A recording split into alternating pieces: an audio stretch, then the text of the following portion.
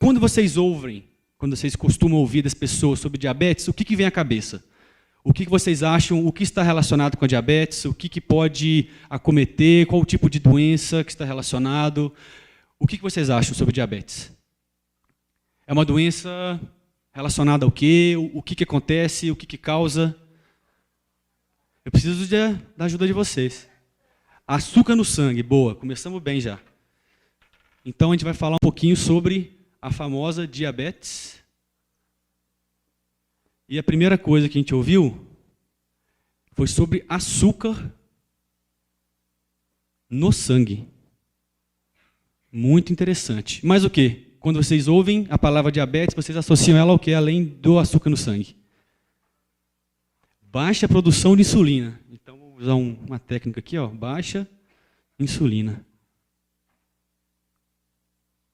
Muito interessante. Além disso, além da alta taxa de açúcar no sangue, baixa quantidade de insulina, mas o que a gente pode relacionar com diabetes? Vocês estão no caminho certo, é por aí a ideia. Boa, então nós temos diversas doenças associadas ao diabetes.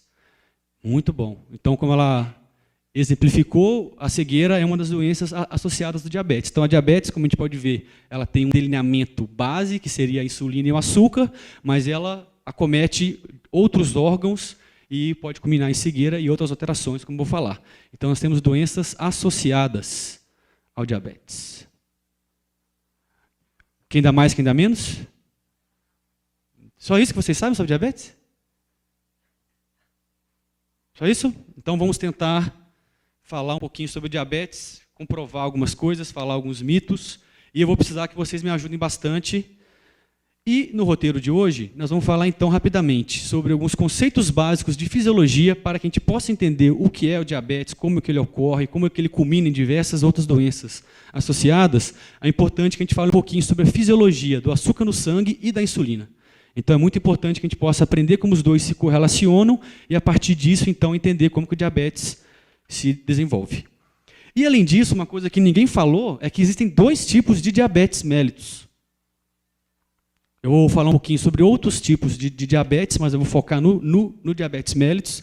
Mas não existe apenas um tipo de diabetes. Existem diversos tipos de diabetes e cada um deles está associado com uma característica clínica diferente. Ok?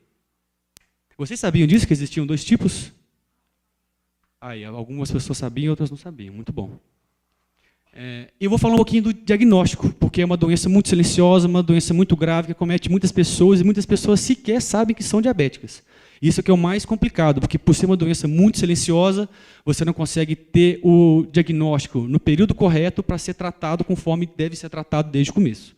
Ok? Alguém sabe como que é feito o diagnóstico? Tem alguma ideia? Que eu coloquei aqui, ó, diagnóstico clínico e laboratorial. É um nome meio complicado aqui, mas vem de laboratório, então alguém tem que fazer alguma coisa para descobrir se a pessoa tem diabetes ou não. Exatamente, alguém falou muito bem falado aí, que são necessárias amostras sanguíneas para que a gente possa saber se o paciente é diabético ou não, aliado a uma anamnese, a uma análise feita pelo clínico para que se possa ter esse diagnóstico, conforme a gente vai discutir. E, principalmente, falar sobre o tratamento. É muito importante saber o tratamento diferencial entre os diferentes tipos de diabetes. Ok? A gente ouve falar muito sobre diabetes e, por mais incrível que pareça, é uma doença muito mais antiga que a gente possa imaginar. Então, os primeiros relatos na literatura mundial sobre o diabetes data-se do ano 70, onde, então, Areteu da Capadócia, na Grécia, começou a estudar um seleto grupo de pessoas que tinham algumas alterações que, para a época, eram muito curiosas, que eram pessoas que bebiam muita água, urinavam bastante, e mesmo comendo muito, eram pessoas que estavam sempre cansadas, fadigadas, e tinham algumas alterações muito características, que eram como, por exemplo, uma urina adocicada. Então, por mais curioso que isso possa parecer, sim, esse sábio senhor aqui provou muitas urinas para poder saber se era doce ou não. É nojento, eu sei, mas é um progresso da ciência, da humanidade. E, por mais curioso que isso seja também, esse foi um dos critérios diagnósticos utilizados no século XIX.